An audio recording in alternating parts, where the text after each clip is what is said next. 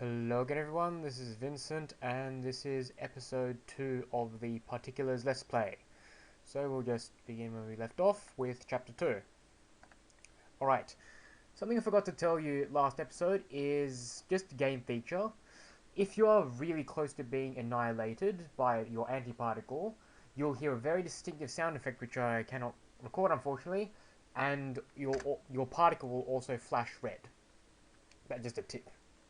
Alright, so for chapter 2, this is the first level, and in this level we have to collect 3 data, and as you can guess, we get data from annihilation, so we have to annihilate stuff. Also in this level, we meet a real world particle, a neutron. So a neutron is made up of 2 down quarks and 1 up quark. Remember that a down quark has a negative 1/3 charge and an up quark has a positive 2/3 charge, so altogether a neutron has no net charge. On the right hand side over here, we see an anti-neutron. It is like a neutron, but it's got all the antiparticle equivalents. So 2 anti-downs and 1 anti-up. The anti-down quarks inside that anti-neutron are still capable of annihilating you. So just be careful around them as well. And it also has no charge. So, as the info boxes tell you, to win this level, you pretty much, what you have to do is take your particle, then latch onto the neutron like so, and then drag it over to the anti-neutron, and then use a spacebar to expel it. So expel is kind of like blasting stuff away from you. Note that even though neutrons as an entire particle have no net charge, the individual quarks within the particles are still capable of short-range electric interactions. So if you do get too close to an anti-neutron, the anti-down quarks will still be attracted towards you. So now I'm just going to wait for the remaining quarks to annihilate, and I just pick up the data. Don't let the data expire, otherwise you fail the level.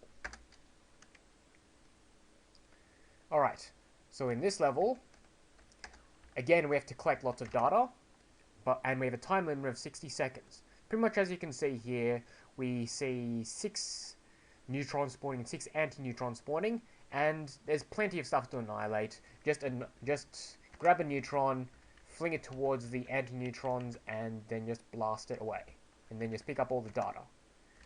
The annoying thing about neutrons and other neutral particles is that if you miss your expel, even a near miss will not cause an annihilation because they're neutral and not going to annihilate each other. Also, another thing about annihilations is, as you can see, you see circles appearing around the annihilation point. Those are explosions. Explosions can launch stuff, and stuff can include antiparticles which can kill you. So just be careful, just be aware of your surroundings. Alright, so in this level, we have a new win condition. We have to prevent any particles or particle-antiparticle pairs from annihilating for 25 seconds. So what's going to happen in this level, I'm just going to pause the game so it actually pauses instead of just slow-mos. What's going to happen is that first an up quark and an anti-up quark are going to spawn, and then sooner or later a down quark and anti-down quark will spawn. The best way to solve this level, it does require a bit of luck because you are vulnerable for a few seconds. The best way to solve this level is you, a down quark, plus an up quark, plus another down quark form a neutron, and neutrons are neutral, and that means you're relatively safe from any other charges. The annoying thing is that when the up quark and anti-up quark spawn, even when you, a down quark, combine with the up quark, you still have a net positive charge, which means the anti-up quark will still be slightly attracted to you. So you do have to keep running for a bit. Let's try that again.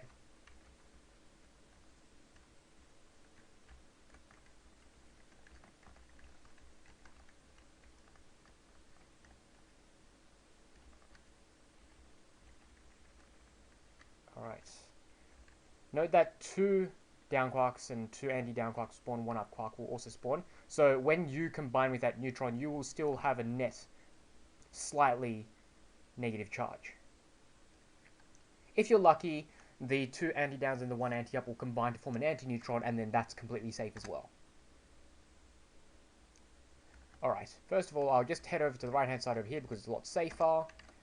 And again, In this level, we have to collect 10 data, and as you can see, there are 9 anti-neutrons and 4 neutrons spawning. Just annihilate them, collect the data, don't get annihilated yourself. There's not much to it. Just be careful with explosions, causing stuff to fly everywhere.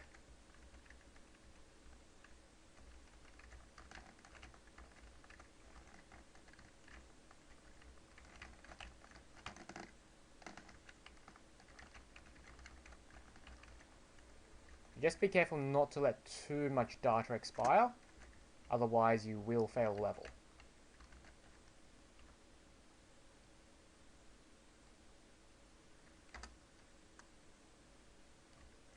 Alright, so in this level, we have another win condition now. What we have to do is, we have to survive for 60 seconds, but we cannot let the number of quarks on screen get to 16 or more, otherwise we fail the level. What's going to happen is a bunch of neutrons and anti-neutrons are going to keep spawning until the time's up. In order to keep the population below 16, we need to keep annihilating these neutrons faster than they spawn.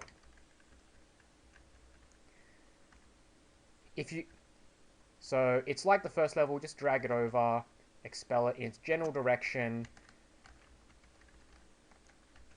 and watch them go boom. Collecting data is optional. And as before, trying to annihilate neutrons from long range is very difficult, simply because they're neutral, which means that if you fall behind on your annihilation schedule, things can get out of hand very quickly.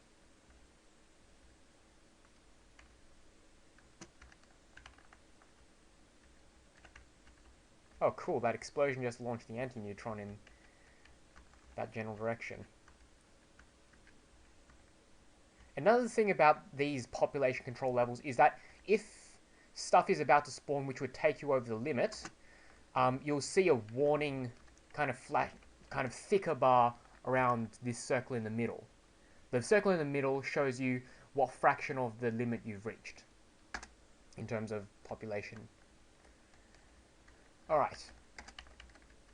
So thankfully this level you cannot fail because there are no antiparticles.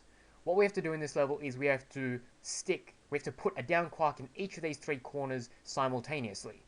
So what we see here is a neutron, and then another 4 quark group, which is a neutron plus an extra down quark, is going to spawn.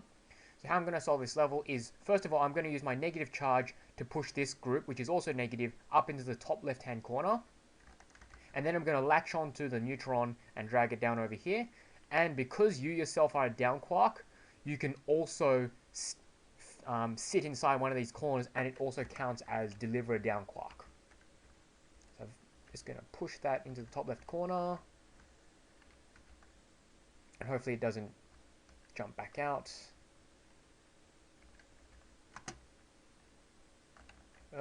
I expelled it, which means it took too long.